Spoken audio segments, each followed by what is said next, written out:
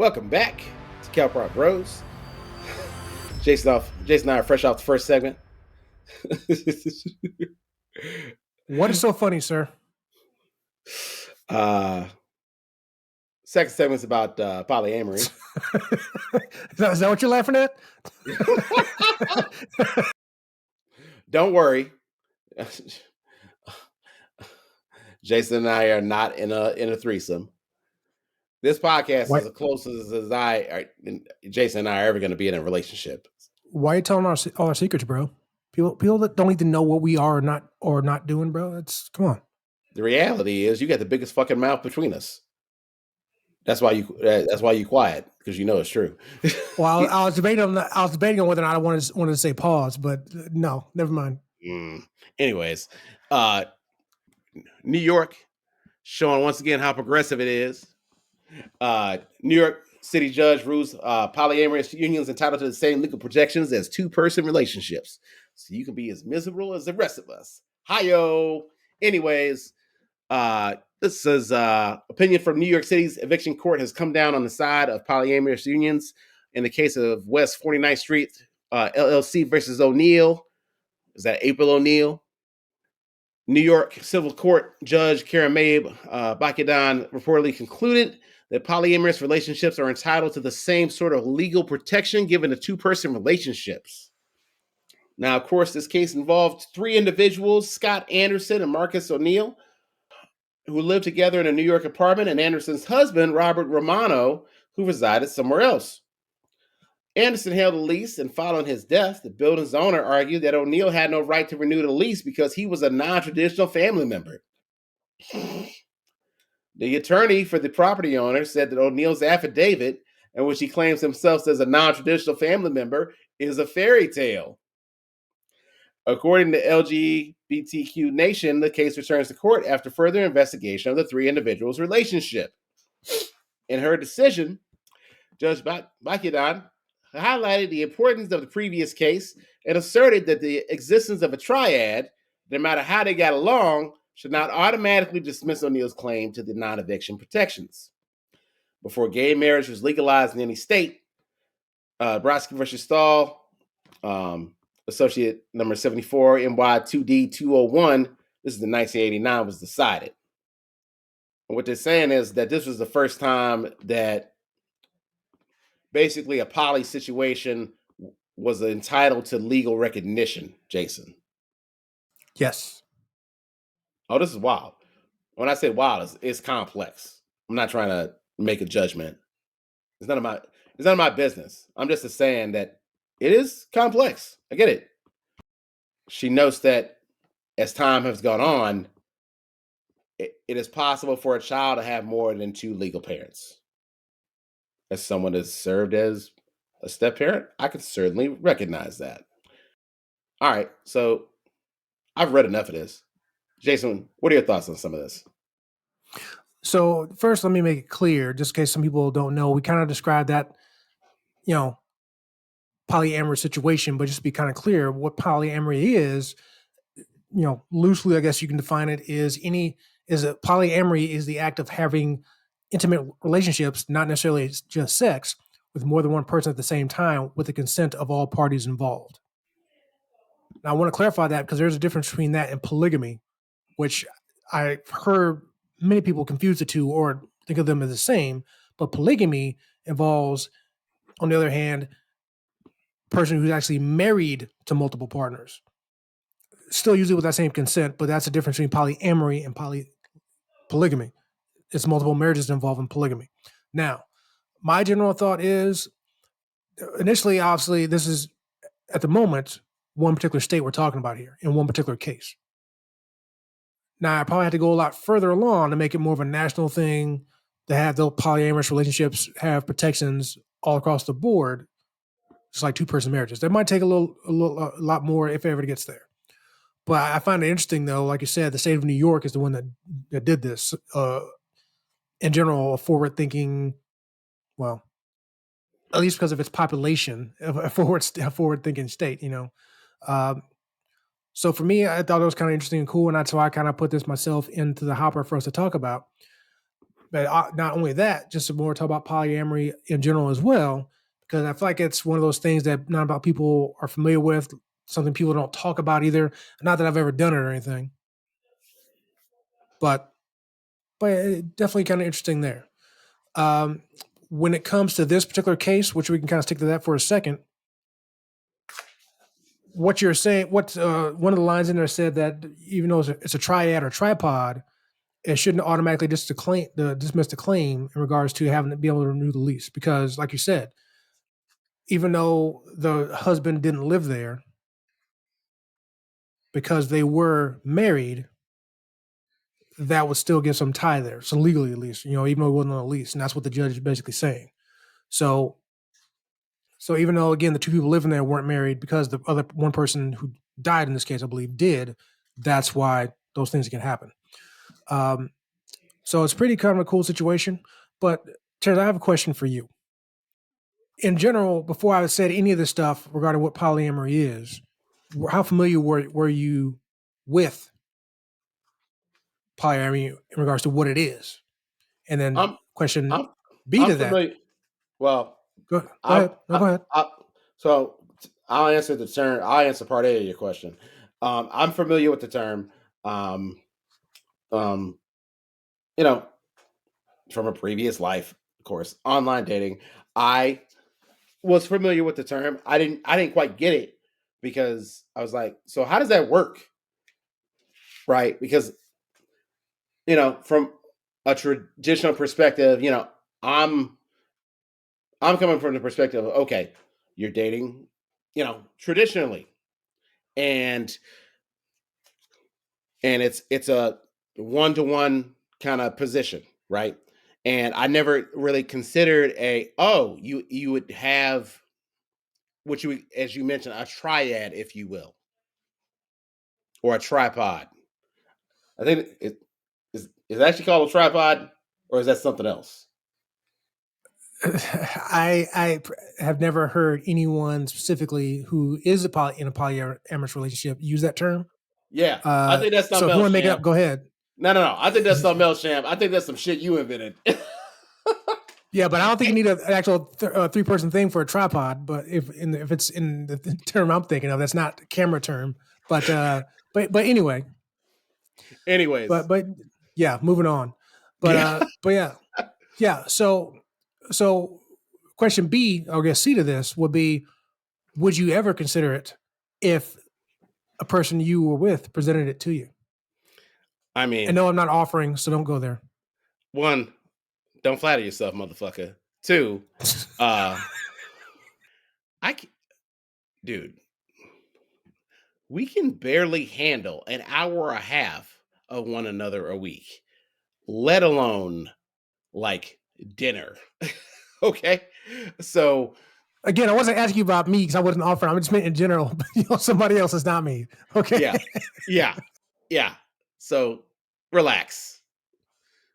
No, I feel like trying to keep one person happy is hard enough. I've never entertained the idea of trying to juggle multiple individuals, personalities. Yeah. I'll leave it at that. So again, I have never indulged in polyamory. I've never been even presented realistically with that option. I don't believe I would have the capacity to do so. Now, when I say that, I'll go into that in a minute. But so I do know people, or know of people, or I should say, and know of people who are or have been in polyamory relationships. Conveniently enough, it's been all females, and they've had their boyfriend, and either they or their boyfriend have had people. I don't want to say on the side because again, you're not hiding it because you're open about it and there's consent involved. But and I've never, and the women I've talked about, I've never got a straight answer from them on this. But I feel like for a woman in a polyamory, if your partner that you're with has somebody on their, again, I hate to say it, but side, I almost feel like Side just sounds wrong, man. that's why I'm trying. I'll think of a better word. I promise people, I'll think of a better word. No offense to anybody listening to this who's is polyamorous, but I almost feel like, and I don't want to put it on women, but I almost feel like you're fighting your human natural instinct of jealousy. And obviously, not everyone is a jealous person, but we all have a small bit of jealousy, no matter who you are. Like me, I would always say I'm not a jealous person, but I'm still human. So, but I feel like when you're poly, you're fighting off some of that. Now, I could be wrong. I'm sure people will disagree. Um, and especially since this one individual, one of the individuals I'm talking about was actually married.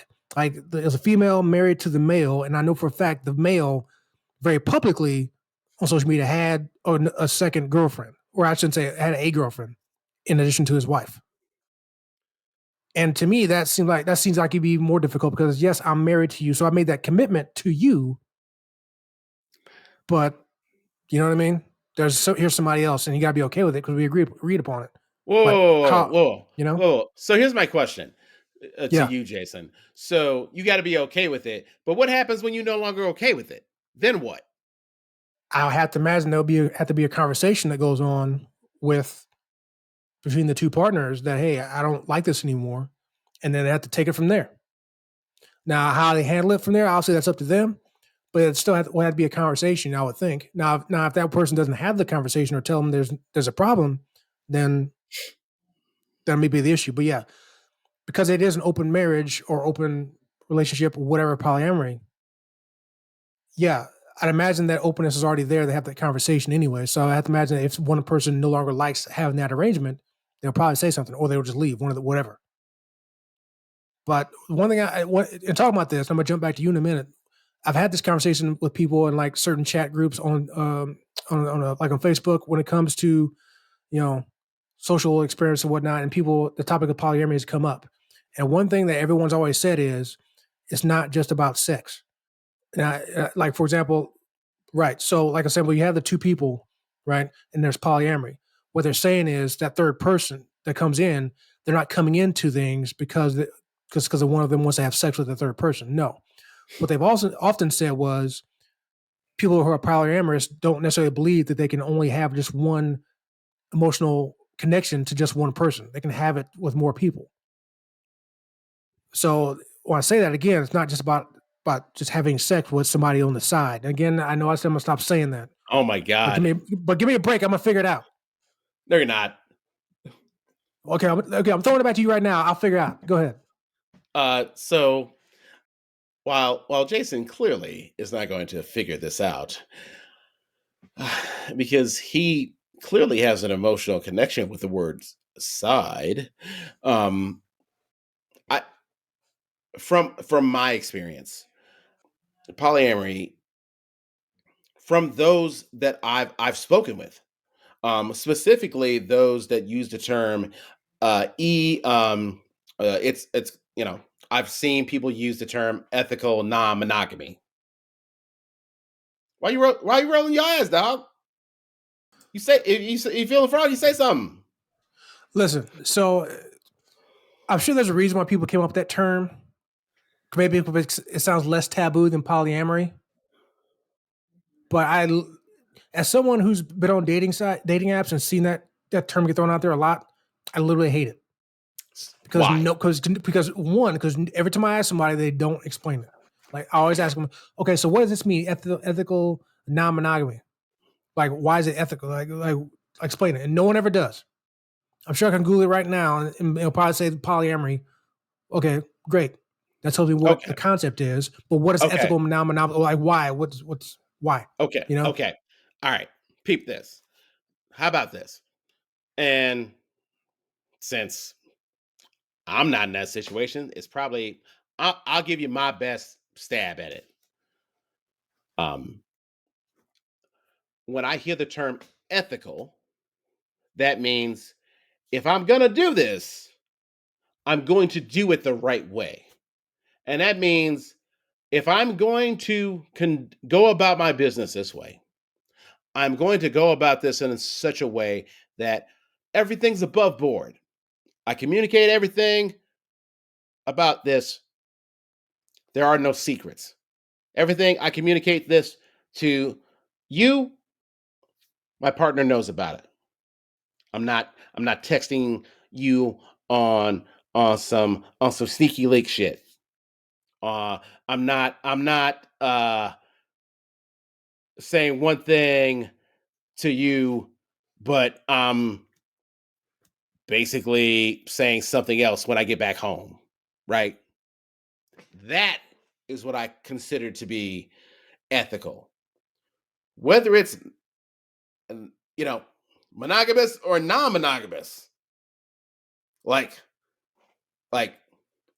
that's I put a lot of focus on the ethical part. Mr. Ethics over here. Okay. I'm not sure if I took you off your point, what you're trying to make. Did I? Were you going to say something else? I know we went off on the whole ethical thing because I was shaking my head. My bad. I mean, that's the big focus to me, dude. Like I don't give a shit. Like, if that's how you get down, that's fine. If that's how you and your partner get down, that's whatever. It's just a definition. You know, I have a disdain for acronyms that predates online dating, okay? In general.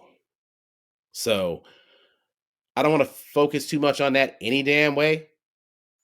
And I'll just leave it there. Okay. So that's fair enough. You've definitely explained your point very well when it comes to polyamory. And for the moment, you are correct. At the moment, I did not think of a different word to use as opposed to the side or side. However, we still have another segment of the show, and maybe I'll think of it. But until then, yeah, that's our takes on polyamory, or ethical non-monogamy, as Terrence likes to use, E&M as he hates. So here we go.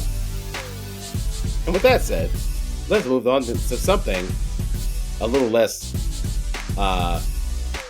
heavy. Or actually, something a little heavier. Kanye. Yeah. Coming up next on Cow Park Bros.